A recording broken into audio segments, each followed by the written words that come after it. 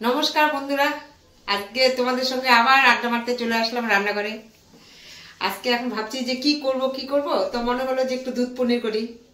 তোমরাও দেখো, আমিও করছি, দেখে বাড়িতে করে খেয়ে আমাকে কমেন্ট করে জানাবে, ভালোবাসা দেবে। তোমরা দেখতে থাকো।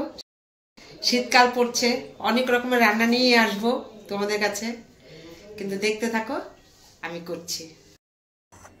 এই পনিরটা নিয়েছি, দুধ পনির করবো বলে পনিরটাকে আগেই কেটে রেখেছি। পোস্ত, মগজ আর শুকনো একটু গরম মশলা। একটা মগজ দিলাম, পোস্ত, কাজু,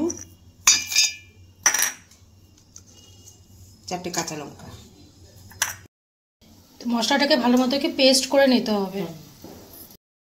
কড়াইতে এখন তেল দিব।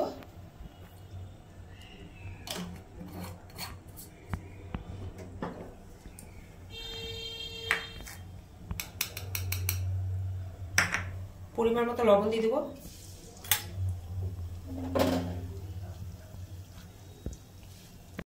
এখন পনিরটা দিয়ে দিব। তেলের মধ্যে একটু লবণ দিয়ে দিলাম, এখন পনিরটা দিয়ে দিব।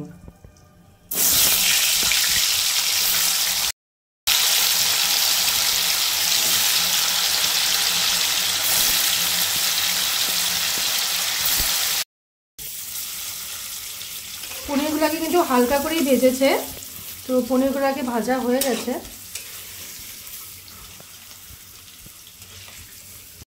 আমার পনির ভাজার তেলের মধ্যেই আমি এই যে একটা তেজপাতা আর গরম মশলাটা দিয়ে দিব। এই মশলাটা যে পেস্ট করলাম, এই মশলাটা এখন এর মধ্যে দিয়ে দিব, কড়াইতে দিয়ে দিব।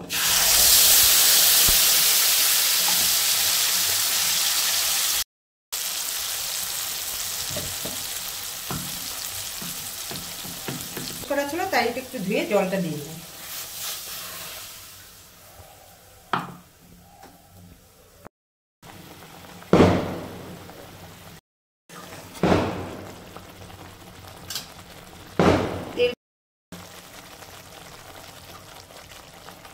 এখন একটু জিরের গুঁড়ো দিয়ে দিব।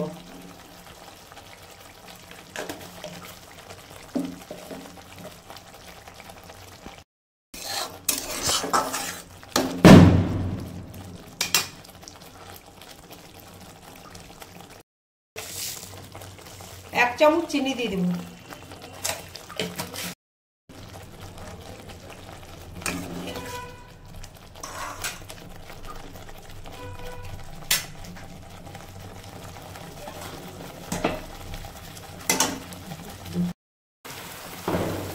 এখন 1 বাটি দুধ দিয়ে দেব।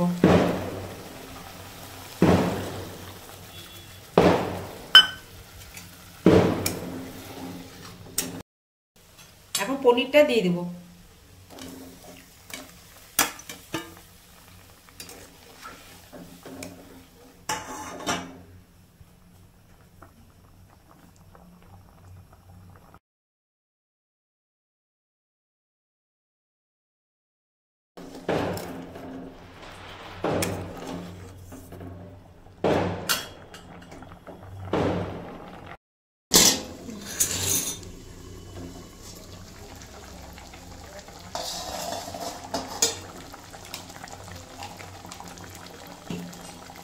একটুখানি ঘি দেবো।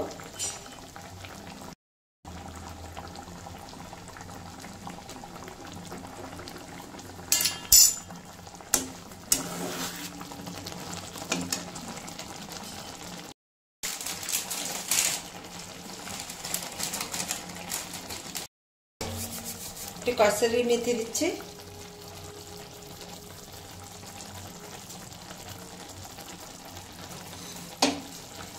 এখন নামিয়ে নেব। দেখো, আমাদের দুধ পনির কিন্তু একদম তৈরি হয়ে গেছে, আর কতটা দেখতে সুন্দর হয়েছে তোমরা দেখেই বুঝতে পারছো। ভীষণ লোভনীয় হয়ে গেছে।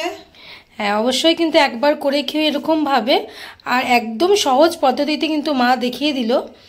তো তোমরা কিন্তু অবশ্যই খেয়ে কমেন্ট করো আমাদের যে কেমন হয়েছে।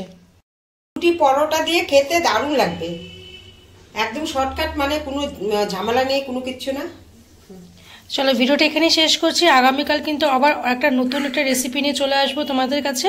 তো আজকের মতো টাটা। ভালো লাগলে অবশ্যই কমেন্ট করো, সাবস্ক্রাইব করো আর আমাদের এভাবে ভালোবেসে এগিয়ে নিয়ে যেও।